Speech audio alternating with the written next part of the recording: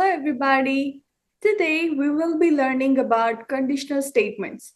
Conditional statements are like a little puzzles which will help you to make decisions based on the certain conditions. They usually follow a certain format. If something happens, then something else will happen. For example, if it rains today, then I will be using an umbrella. If the first part, raining, is true, then the second part will take an umbrella, even that will go true.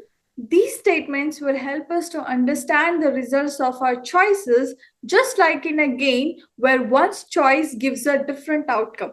So, now let us understand the syntax of if conditions in Java. So you have a if, then you have a condition. You have to open the brackets and write the statements you want to execute if the condition is true. If the condition is false, none of the statements will get executed. Let us try our first example to find the greatest among two numbers.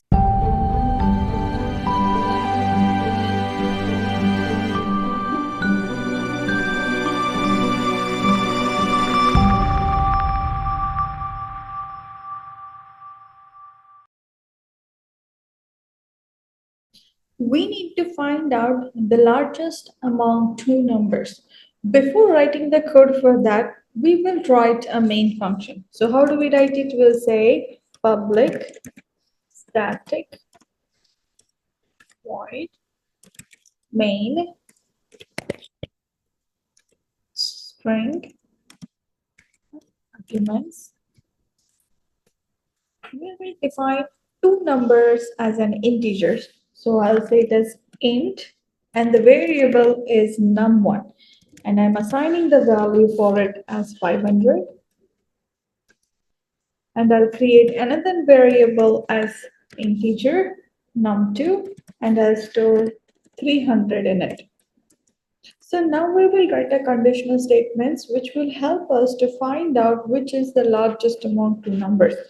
So first we'll write if, we'll open the bracket. Inside this bracket, we will be writing a condition. So what is the condition? We will be saying that num1 must be greater than num2. If this condition satisfies, then it will go inside the if. We will be having the print statement which prints out that yes, num1 is greater than num2. So for that, we will say system.out.println. We will take the variable num1 because num1 is the one which is holding the number. So that number will be displayed along with the sentence that is the largest number. Okay, let's try this out.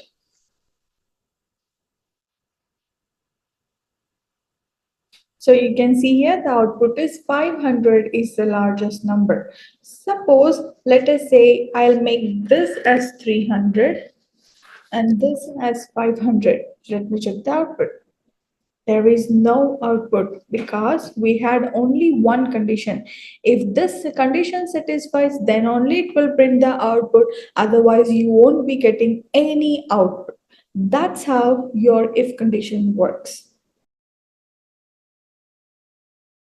An even number is any number that can be divided by 2, leaving no remainder. An odd number is any number when divided by 2 leaves a remainder 1. For example, let us take a number 6. When 6 is divided by 2, it leaves no remainder. So we say 6 is an even number. Now let us take a number 7. When 7 is divided by 2, it leaves a remainder 1. So 7 is considered as an odd number. Let's begin with creating the class even odd. You can name it anything you want. Now we'll write a main function that is public static void main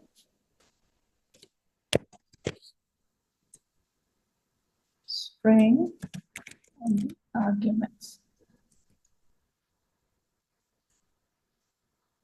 Now we will define a number as an integer. So we'll say int number is equal to 7. So now we need to write the conditional statements which will help us to check whether the number is odd or even. So how do we write? We'll say if the num. So I was saying that you have to divide a number by 2 and consider a remainder. This process is called as modulus. So how do we write the modulus? You write it with the percentage symbol and then you say 2. When you divide a number by 2, the remainder must be equal to 0. So in that case, we will print a statement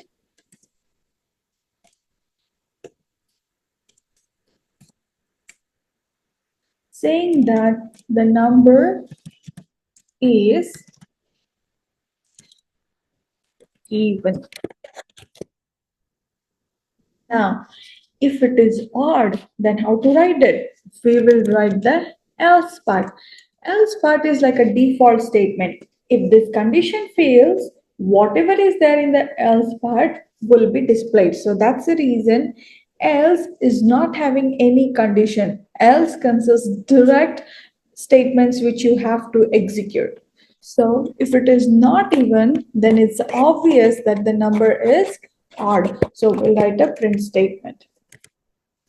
System dot out dot println, where we will say number is odd. So let's test it out. So here it says 7 is odd. So let us check with 10. So it says 10 is even.